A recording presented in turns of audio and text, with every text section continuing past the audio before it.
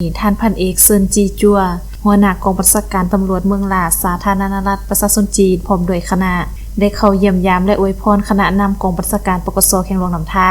สาธารณรัฐประชาธิปไตยประชาชนลาวเนื่องในโอกาสวันสร้างต่างกำลังป้องกันความสงบครบรอบ64 ปี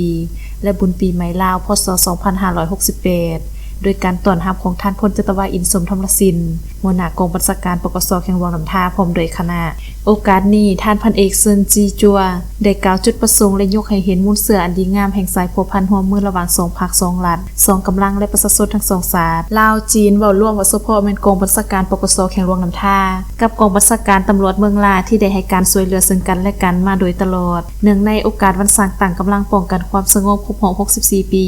และบุญปีใหม่ลาวพ.ศ. 2568อวยพรให้คณะภาคคณะบัญชา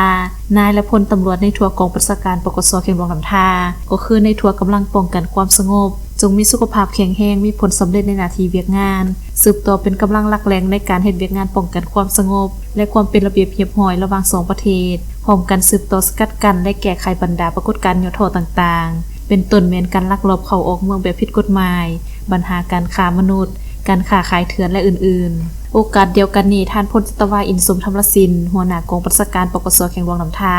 ก็ได้แสดงความขอบใจและตีราคาสูงต่อการเข้าอวยพรของท่านพันเอกเซินจีจัวหัวหน้ากองบัญชาการตำรวจเมืองลาพร้อมด้วยคณะที่ได้นำเอาความยื้อยามถามข่าวอันอบอุ่นคำอวยพรใส่อันประเสริฐมาสู่คณะพักคณะบัญชา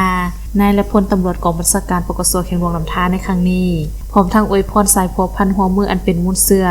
ระหว่าง2ภาค2รัฐ2กำลังลาวจีนจงมั่นคงทะนงแก่นสัวกาลนาน